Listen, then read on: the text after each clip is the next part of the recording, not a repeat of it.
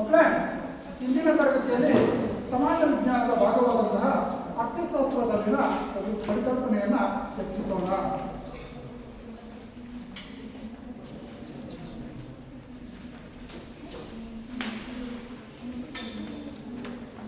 ಸಮಾಜ ವಿಜ್ಞಾನ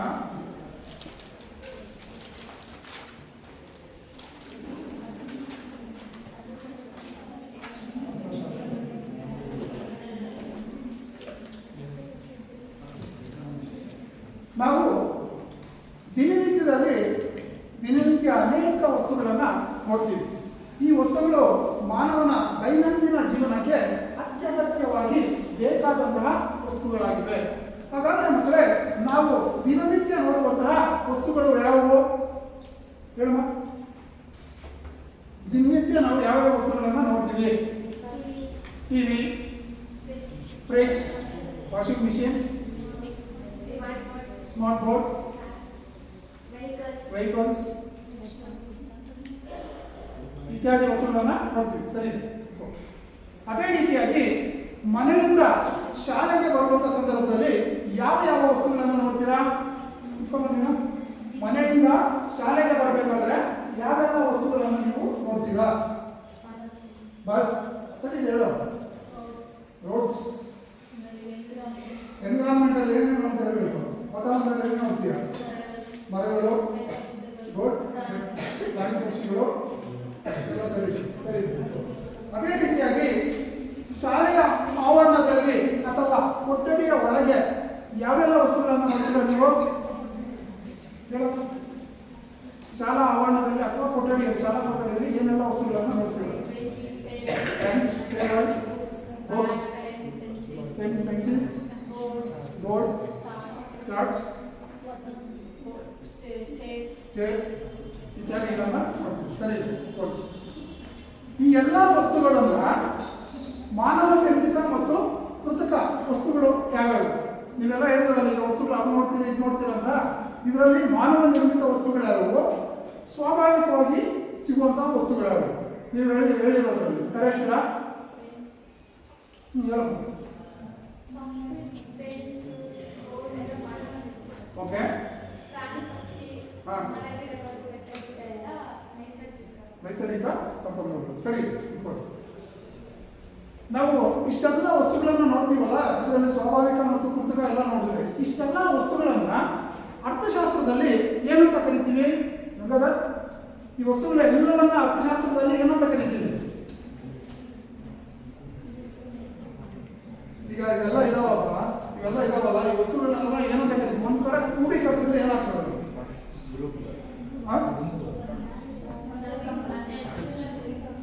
ಏನಾಗ್ತದಪ್ಪ? ರಿಸೋರ್ಸ್, ಸಂಪನ್ಮೂಲ ಆಗ್ತದೆ. ಸರಿ, ಸಂಪನ್ಮೂಲ ಆಗ್ತದೆ. ನಮಗೆ ಈ ಸಂಪನ್ಮೂಲಗಳೆಲ್ಲವೂ ಎಲ್ಲಿ ಸಿಗ್ತವೆ? ಕೊಡ್ಬೇಡಿ. ಸಂಪನ್ಮೂಲಗಳೆಲ್ಲವೂ ನಮ್ಗೆ ಎಲ್ಲಿ ಸಿಗ್ತದೆ? ನಿಸರ್ಗದಲ್ಲಿ ಸಿಗ್ತವೆ. ಹಾಗಾದ್ರೆ ನಿಸರ್ಗದಲ್ಲಿ ಸಿಗುವಂತಹ ಸಂಪನ್ಮೂಲಗಳಿಗೆ ಏನನ್ನೋರು?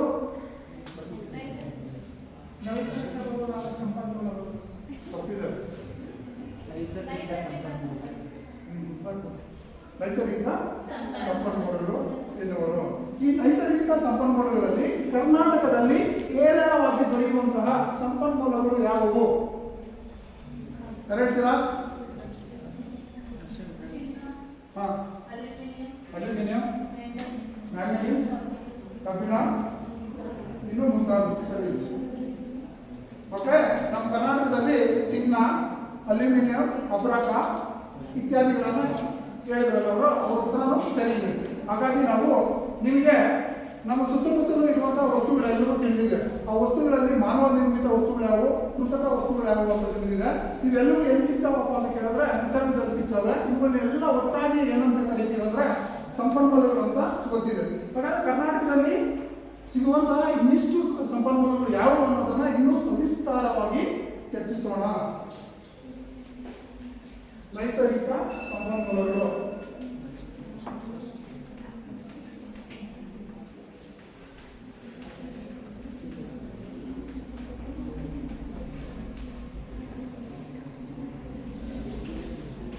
ಮೊದಲಿಗೆ ಅರ್ಥ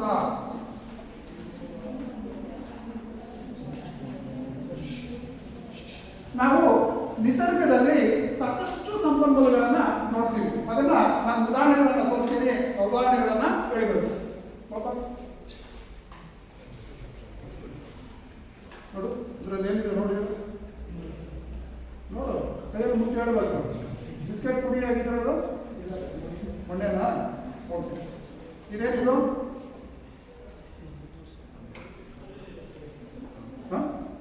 ಏನಿದೆ? ಏನು ಬೈಯೋದು?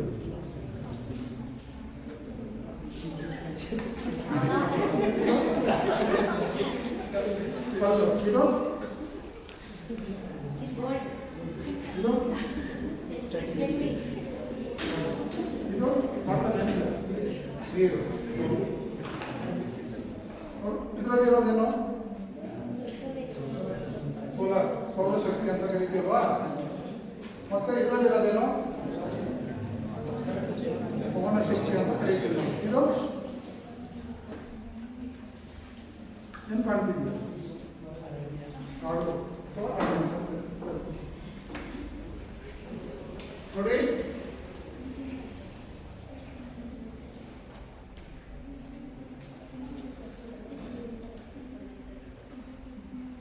ಈಗ ನಿಮ್ಗೆ ಗಮನಿಸಿದ ಉದಾಹರಣೆಗಳಲ್ಲಿ ಸೌರಶಕ್ತಿ,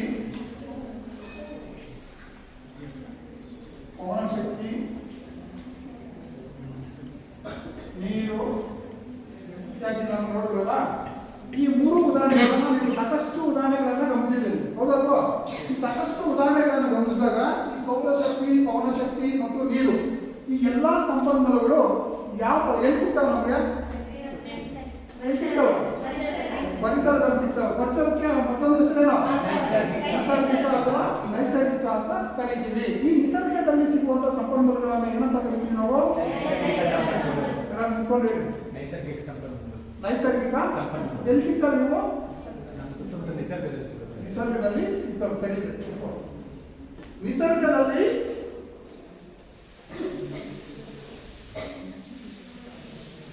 ಲಭ್ಯವಿರುವ ಸಂಪನ್ಮೂಲಗಳು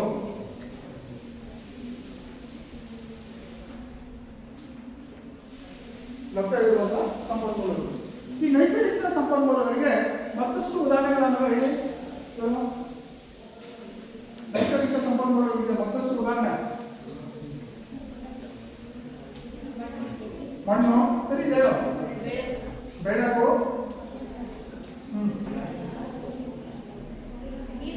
ನೀರು,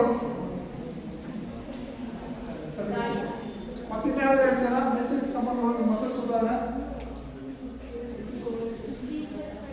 ಡೀಸೆಲ್, ಪೆಟ್ರೋಲ್, ಸರಿ ಇದೆ. Good, very good. ವಾಸಿ ಸರಿ, ಥ್ಯಾಂಕ್ ಯು. ಪೆಟ್ರೋಲ್, ಡೀಸೆಲ್, ಅರಣ್ಯಗಳು,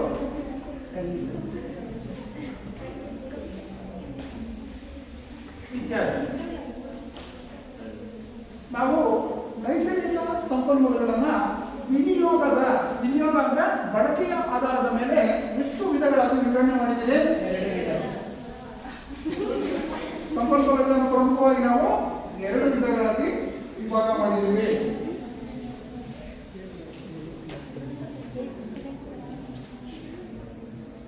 ಅವು 2 ವಿಧಗಳು ಯಾವುದು?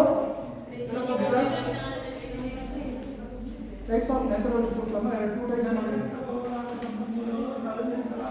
ನವೀಕರಿಸಬಹುದಾದ ಸಂಪನ್ಮೂಲಗಳು ಮತ್ತು ನವೀಕರಿಸಲಾಗದ ಸಂಪನ್ಮೂಲಗಳು. ಸರಿ. ಒಂದು ಅದನ್ನ ಮುಗಿಯಾದ ಸಂಪನ್ಮೂಲಗಳು, ಮುಗಿದು ಹೋಗುವ ಸಂಪನ್ಮೂಲಗಳು.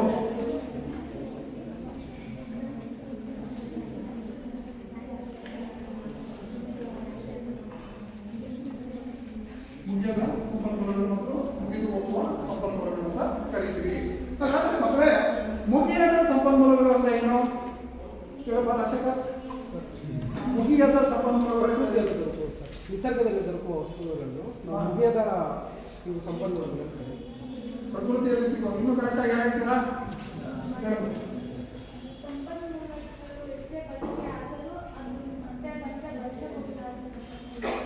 ಹೌದು, ಎಸ್. ನಾವು ಮುಗಿಯದ ಸಂಪನ್ಮೂಲಗಳು ಅಂತ ಕರೀತೀವಿ. ಸರಿ. ಸಂಪನ್ಮೂಲಗಳನ್ನ ನಾವು ಎಷ್ಟೇ ಬಳಕೆ ಮಾಡಿದ್ರು ಅವು ನಮಗೆ ಪುನಃ ಪುನಃ ಬಳಕೆಗೆ ಬರುವಂತಹ ಸಂಪನ್ಮೂಲಗಳಾಗಿರ್ತವೆ. ಅಂದ್ರೆ ಇದರ ಅರ್ಥ ಏನಪ್ಪಾ ಅಂದ್ರೆ ಪುನರ್ ಉತ್ಪತ್ತಿಯಾಗುವ ಸಂಪನ್ಮೂಲಗಳನ್ನು ನಾವೇನಂತ ಕರಿತೀವಿ ಅಂದ್ರೆ ಮುಗಿಯದ ಸಂಪನ್ಮೂಲಗಳು ಅಂತ ಕರಿತೀವಿ. ಪುನರ್ ಉತ್ಪತ್ತಿಯಾಗುವ ಸಂಪನ್ಮೂಲಗಳು ಅಂತ ಕರಿತೀವಿ. ಇದಕ್ಕೆ ಉದಾಹರಣೆ ಪುನರ್ ಉತ್ಪತ್ತಿ.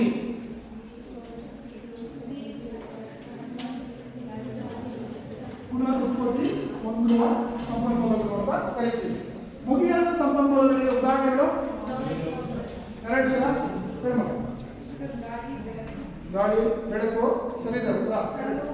ಕಲ್ಲು, ಮಣ್ಣು, ಅರಣ್ಯ, ಸರಿ. ಇದಕ್ಕೆ ಉದಾಹರಣೆ ಗಾಳಿ, ಬೆಳಕು, ಅರಣ್ಯ,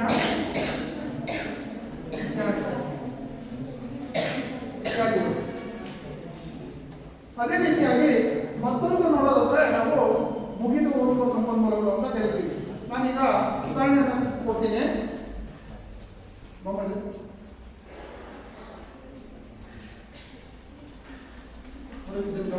ಏನಿದು? ಗೋಲ್ಡ್. ಇದೇನಿದು? ಬೆಳ್ಳಿ. ಇದೇನಿದು?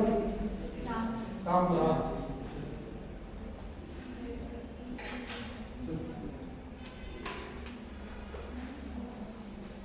ಒಂದು ಚಿನ್ನ, ಬೆಳ್ಳಿ, ತಾಮ್ರ.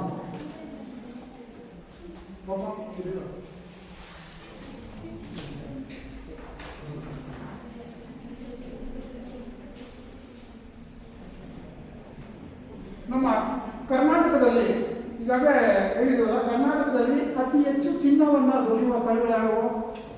ಕೋಲಾರ, KGF, ರಾಯಚೂರು.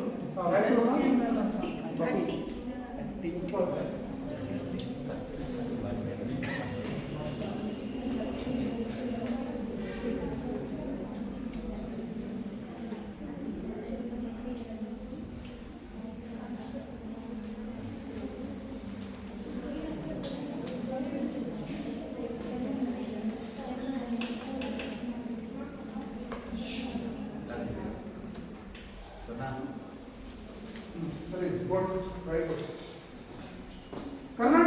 ಕರ್ನಾಟಕದಲ್ಲದೆ ಭಾರತದಲ್ಲೂ ಸಹ ಅನೇಕ ರೀತಿಯ ಚಿನ್ನದ ಗಣಿಗಳಿವೆ.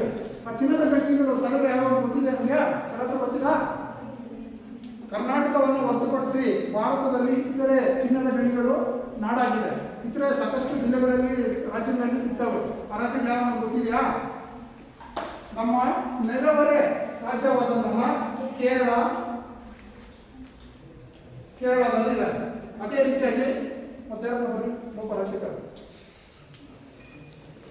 ಕೇರಳ. ಆಮೇಲೆ ನಮ್ಮ ಕರ್ನಾಟಕದ ನೆರೆಹೊರೆಯ ರಾಜ್ಯಗಳು ಯಾವುವು?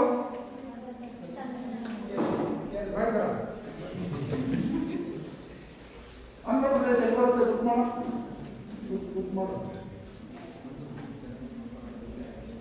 ಬರೀಬೇಕು ಹೆಸರು. ಆಂಧ್ರ ಪ್ರದೇಶ.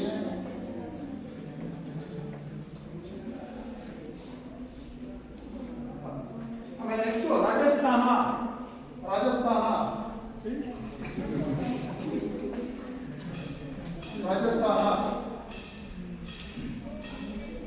ನೆಕ್ಸ್ಟ್ ಬಿಹಾರ್.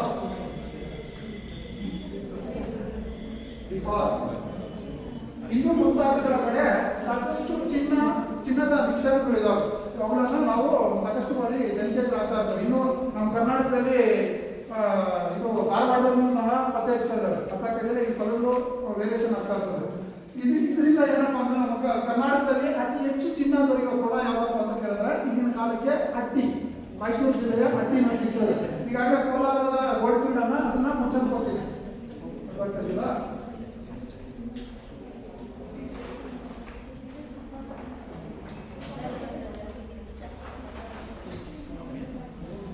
ಹೀಗೆ ಈಗ ಮುಗಿದು ಹೋಗುವ ಸಂಪನ್ಮೂಲಗಳು ಅಂತ ಏನು?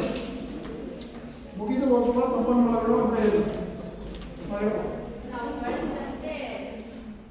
ನಾವು ಬಳಸಿದಂತೆ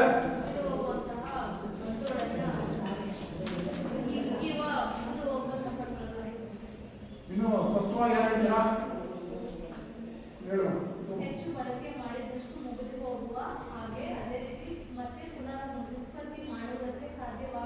ಸಂಪನ್ಮೂಲಗಳನ್ನು ಮುಗಿದು ಹೋಗುವ ಸಂಪನ್ಮೂಲಗಳು. Yes correct good. ಮುಗಿದು ಹೋಗುವ ಸಂಪನ್ಮೂಲಗಳು ಅಂದ್ರೆ ಏನಪ್ಪ ಅಂದ್ರೆ ನಾವು ಸಂಪನ್ಮೂಲಗಳನ್ನ ಬಳಕೆ ಮಾಡಿದಷ್ಟು ಪುನರುತ್ಪತ್ತಿ ಹೊಂದದಂತಹ ಸಂಪನ್ಮೂಲಗಳನ್ನ ನಾವೇನಂತ ಕರಿತೀವಿ ಅಂದ್ರೆ ಮುಗಿದು ಹೋಗುವ ಸಂಪನ್ಮೂಲಗಳು ಅಂತ ಕರಿತೀವಿ. ಪುನರುತ್ಪತ್ತಿ ಹೊಂದದ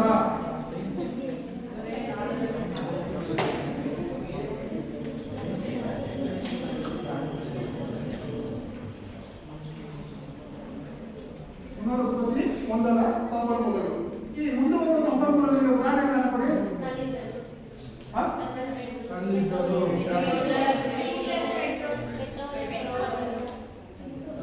ಈ ಕಲ್ಲಿದ್ದಲನ್ನ ಮುಗಿದು ಹೋಗುವ ಸಂಪನ್ಮೂಲ ಅಂತ ಯಾಕೆ ಪರಿಗಣಿಸಲಾಗಿದೆ? ಕಲ್ಲಿದ್ದಲನ್ನ ಮುಗಿದು ಹೋಗುವ ಸಂಪನ್ಮೂಲವೆಂದು ಯಾಕೆ ಪರಿಗಣಿಸಲಾಗಿದೆ? ಸರ್, ಇವಾಗ ಕಲ್ಲಿದ್ದಲು ರೆಡಿ ಮಾಡಬೇಕು ಅಂತಂದ್ರೆ ಮರಗಳನ್ನೆಲ್ಲ ಕಟ್ ಮಾಡ್ತಿದಾರಲ್ಲ ಸರ್. ಹಾ, ಈಗ ಅದು ರೆಡಿ ಮಾಡಬೇಕು ಅಂತಂದ್ರೆ ಮರಗಳೆಲ್ಲ ಹಾಳಾಗ್ತದೆ. ಹಾಳಾಗ್ತದೆ. ಸೊ ಅದಕ್ಕೆ ಇವಾಗ ನಾವು ಬೆಳೆಸಿದ್ರೆ ಈಗ ಕಲ್ಲಿದ್ದಲನ್ನ ಹೇಗೆ ಪಡೆಯುತ್ತೇವೆ? ಸರ್, ಇವಾಗ ಕಟ್ಟಿಗೆನ ಅರ್ಧಂಬರ್ಧ ಸುಗರೆ ಯಾರು ಹೇಳ್ತೀರಾ? ಯಾರು ಹೇಳ್ತೀರಾ? ಉತ್ತರ ನಮ್ದಿದೆ. ಕಲ್ಲಿದ್ದಲನ್ನ ಯಾವ ರೀತಿಯಾಗಿ ಪಡಿತೀವಿ ನಾವು? ಮೈನ್ಸ್ ಮೂಲಕ ಪಡಿತೀವಿ. ಅದು ಯಾವ ರೀತಿ ರೂಪುಗೊಳ್ತದೆ ಮೇಡಮ್?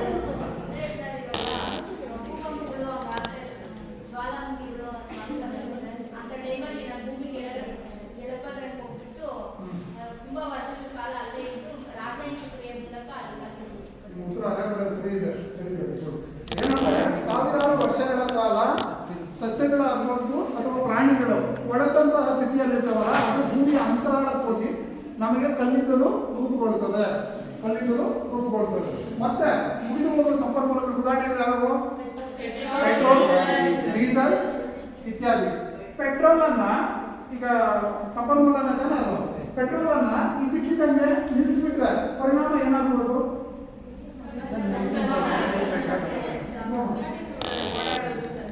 ಸಂಚಾರ ಸ್ಥಗಿತ ಆಗ್ತದೆ. ಆಮೇಲೆ ದೇಶದ ಆರ್ಥಿಕ ಸ್ಥಿತಿ ಯಾವ ರೀತಿ ಆಗುತ್ತೆ?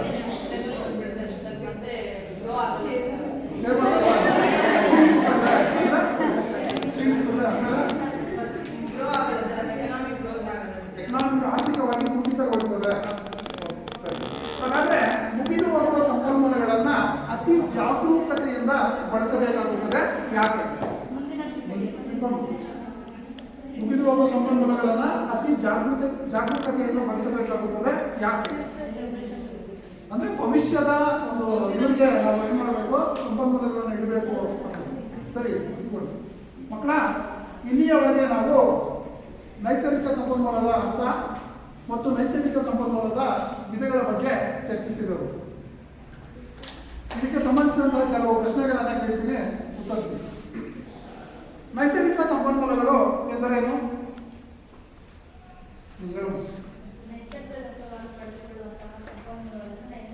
ನೈಸರ್ಗಿಕ ಸಂಪನ್ಮೂಲಗಳು ಎಂದಿದ್ದಾರೆ.